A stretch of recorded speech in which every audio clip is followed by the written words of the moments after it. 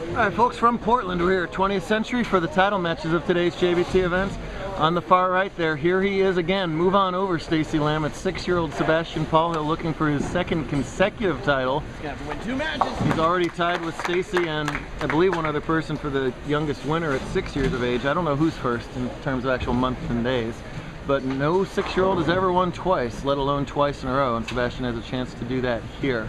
We're in the Owadotat format, and he's the number 2 seed, so he's going to have to win twice against top seed Jake Mullen. Jake looking for his first career title.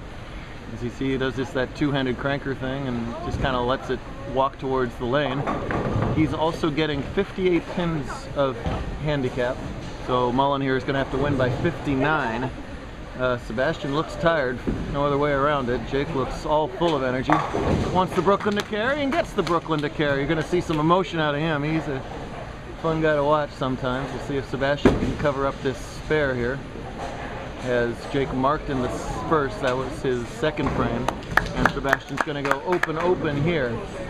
And he's also having trouble with his left eye. He's not disconsolate right now. He's just literally having some issues there with that left-hand high. Tanner, would you do me a favor and move that Pepsi anywhere? It's a lovely Pepsi, but they didn't pay us for product placement, so we're gonna shove that Pepsi out of the way. Any pretty good shot there from Polhill. Quite a little left. Tough little cluster there. He qualified second at plus 106 today on the semi-chameleon shot. They only have a 5-pad machine here, so they approximate chameleon as best as they could. Looked pretty chameleon-esque to me. Not bad at all. Poor guy's covering his eye at every possible moment. Wow, Jake Mullen just having by far his best career JBT event. I asked his big brother Josh why he bowled so well today, and Josh immediately said because he's sick. And even though it's sort of a joke answer, you'd be amazed if you're not a bowler how often that happens, that when you're sick, you can't over-concentrate and worry about too many things at once, things like that. Josh said it slowed down his feet. He actually gave a visual description, which I'd love to get on camera, of what he does when he usually races to the line, and as a result, you know, the feet's slower, the timing looks good, and he's bowling fantastic today. He qualified first at plus 168, pretty much lapping the field. And in Owadotat, first is a great place to be because he only has to win 1 match against anybody he bowls because he's the top seed, where the lower seeds all day long have to win 2 games to win their matches. So it's 1 and done or 2 and through. If Mullen can get 1 more, he will be done and be a first-time JBT champion. Looking good so far. Sebastian got lucky to win the last match. There's no way about it. He shot 179 with his 98 pins handicap and got away with the match. His Andy Herman unfortunately opened in the 10th frame. Still a good top 4 from him. But look at that! There we go. Always the crowd favorite, Polhill is. There's a as Yoon misses that double wood. There is a tennis player, John Isner, and he's a tall guy, and he looks like he's constantly on the verge of a coma. And then he cracks like a 200-mile-an-hour ace, and he's like a little mini Isner. Sebastian, 100. well, not that fast. Kilometers maybe. Sebastian looks like he's literally about to fall asleep out on the lanes, and then he comes up with a strike right there. Here's Aaron Yoon, by the way. Oops, and unfortunately not able to capitalize on that strike right in the gutter, and let's see if Mullen can capitalize on Sebastian's error, and wow, right through the middle of the pins, but he gets them. Meanwhile, over in scratch, Aaron Yoon is the 4 seed, so he's got to win twice against number 2 seed Tanner Bouwens. Neither bowler has a scratch division title, and it's an ugly start for Yoon with open. In fact, Tanner Bouwens not only does he not have a title, he doesn't have a title match, he doesn't have a top 5. So this far and away the best scratch performance from Bouwens. And he struck in his first frame, so he's off to a good start. Only 4 out there for Sebastian, so not a lot off that strike. He's got 40 through 5 and a bruised eye. Here's a good look at Bouwens. Lots of energy there. All right, mixes them up. I like it when we talk about the depth of really all of our conferences, and then the big names are always on our mind, but there's plenty of other people capable of winning JBT titles, and a perfect example here is, Tanner, not the household name that, Tristan and Marshall and Cameron and all of those people have been lately. But there's also a bit of a power vacuum right now, as 2 of those 3 names aren't going to be around for a while. Oh, he begs for the Brooklyn and gets it. All right. Marshall and Cameron and Tyler and Perry all off in the Midwest for school right now, so it's kind of a a big opportunity for some of that next level of names to come up and take their piece of the pie here. And Tanner immediately, throwing his name in the hat, but then the pocket 710. Ugh. Ugh, ugh, ugh. Nothing else to say about that. Here comes the big little man up on the screen here. Which is so funny because they're essentially the same ball. Tyler Hatfield did that last weekend in San Diego. He had 2 plastic balls. He just grabbed whichever one was nearest him. Look out! Whoop! Oh! Wasn't that asking? That was over the line. So Almost picked that up. I know. That would have been horrible if he picked that up because his hands touched the lane and so it was a foul. I would have felt awful if that was a spare for him. That's a chance of the spare for Sebastian. He's got it. So yeah.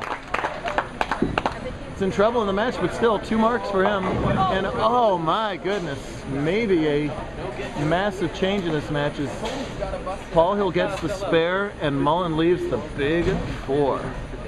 He's got 58 to make up, and he led by more than that 58 already. So even with that big split, Mullen's still in pretty good shape as the action moves fast here. Jake almost crashes into Aaron and gets the 2. Haven't had that happen for years. You had it happen? Well, Oh, it's you. Eagle Rock Lane, circa 1992 or so. I used to like to run shots out, Evan, and I sort of crashed into another bowler. And I had the gall to ask for my shot over. Oh wow. Yeah, not Wait, why? I know. Well, I was distracted. Yeah, not a proud moment. Not a proud moment in my career there. Both bowlers have 5 in the 8th frame. Both bowlers have a difficult 5 to shoot at. Yoon right now is shooting in the 4th frame and trails by 17. It's not getting the same roll. No.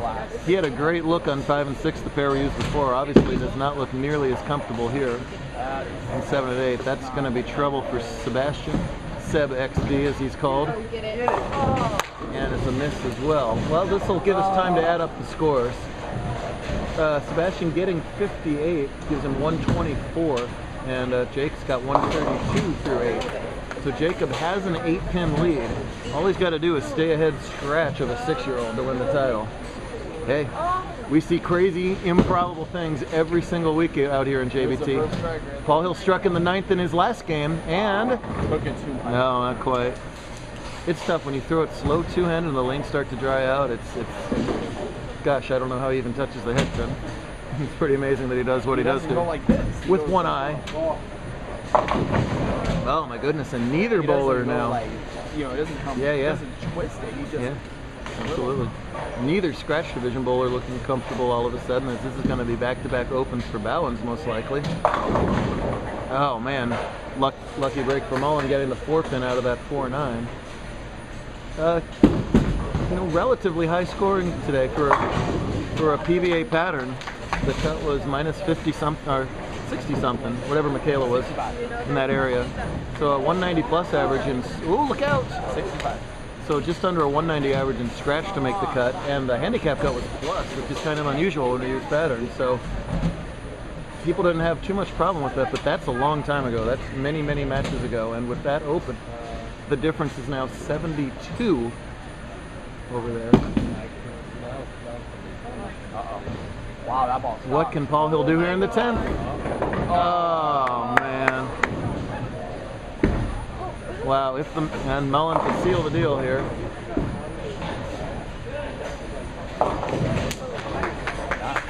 Enough for a get gerbil. Yeah, Jacob has a sort of rallying cry that he does whenever he hits a big shot. And we heard it in the semifinals. It's probably not appropriate right now, but still, nonetheless. Well, Sebastian got away with an 81 game last game that was good enough for the win. It's not going to happen this time. Jacob Mullen is going to be a JBT champion. Beating big brother Josh to the punch, even though Josh won $1,000 in Powerball about a month ago. It's Jacob that wins the first title in the family. The 7-2 doesn't matter. That's plenty of pins. And by 12 of them, Jacob Mullen is a winner. He's beside himself. He reappears. The crowd is chanting for the gerbil, but it's not happening. Also see brothers fighting a lot. These two brothers get along very much. Yeah, big brother's 18th birthday. Happy birthday to him. But a winner it is. Congrats to the Mullen family, off to a fantastic start in 11-12 season. I'm going to focus on the scratch division. Want to see who wins that? Watch part 2.